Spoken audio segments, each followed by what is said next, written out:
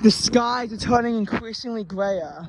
It's actually helped keep the temperature down and also crank up the humidity. But honestly, it can't feel that atrocious when the air temperature is only 82 degrees. There's gonna be a big storm though, and honestly, this is quite an intimidating storm too, by the looks at it. Places upstate could receive it as much as 4 to 6 inches of rain. Down here in the metro area, we're only looking at about 1.5 inches of rain, but it will be coming down pretty heavy, and the soil is not as saturated as it could be, and this drying up soil could make it easier for flash flooding to occur, as weird as it sounds. Not that there's a flood watch for my area, but we are on a border between a slight and moderate risk of excessive rainfall heading from tonight into Monday morning. It's actually a little bit scary what's going to happen. First of all, let's put this into perspective. Have there been big floods since Ida? Yes, but none of them have ever triggered this kind of moderate risk for our area. Ida, as we know, was a very powerful storm that led to 50 deaths on the night of September 1st, as 7.1 inches of rain poured down. Records for rainiest day on record was set at Newark with 8.4 inches of rain, and at LaGuardia with 6.8. New York City also saw the wettest hour on record between 8:50 and 9:50 p.m. 3.15 inches of rain poured down in Central Park. The flooding was extreme. Elevated highways saw dangerous flooding too, and NWS New York had to issue their first ever flash flood emergency, both for the northeastern New Jersey suburbs and for New York City itself.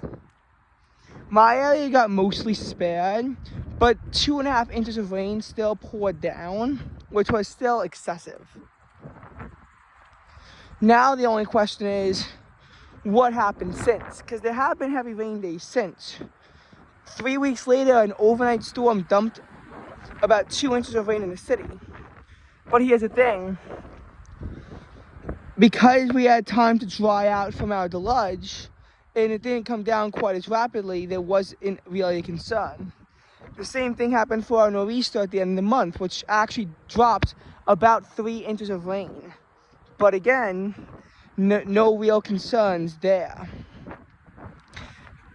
Then we had some very dry periods, followed by wet ones. The mid-January ice storm did deliver 1.5 inches of rain, but honestly the biggest problem was ice from the inch of snow that fell beforehand, and from the fact that we had very cold temperatures beforehand, and there would be a temperature drop. Icing was also a big concern in several storms in February of 2022. And, you know, I gotta say, the mid-April nor'easter actually was a significant concern of flash flooding for New York City. Parts of I-87 shut down, and 2 inches of rain fell in Central Park overnight, which was actually kind of a lot. However, again, you're seeing this trend of where this Ida's rain was dangerous. This rain was more so of an inconvenience, with very few, if any, casualties occurring during any of these events. And this kind of pattern actually held up for a while. July 18th did bring significant flash flooding of 5 inches to parts of Tarrytown and 1.85 inches to New York City, record rainfall that inundated the subways again. However, this time it was sort of mitigated by the fact that it was only in one small area, which happened to actually be Central Park. There were still no casualties though, and most of the area was unaffected. It was not really too concerning yet. And again, Hurricane Ian's rainfall was spread out enough to the point where flash flooding was not a concern. December 2022 major storm did have a flash flooding threat with over 1.8 inches of rain, of which 1.3 inches dumped in a single hour.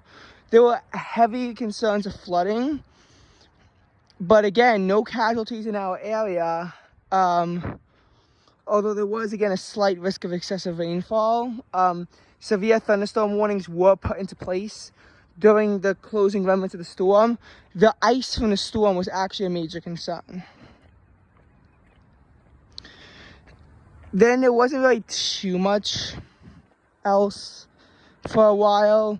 The last weekend of April did see 5 inches of rain, which did cause major flooding problems, but not really flash flooding because we had time to dry out in between some of the rounds.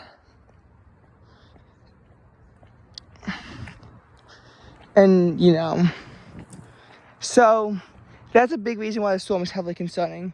We've seen a lot of these isolated flash flood events before with severe thunderstorms. This literally looks like it's going to be a train of rain. That now, you know, look, we don't know when it's going to start, when it's going to end, how heavy it's going to be. But we are looking at significant rain. And I'm not saying that it's totally the worst thing in the world down here, but upstate too, the intensity of the rain, there's a lot of reasons why we should be very concerned about flash flooding tonight.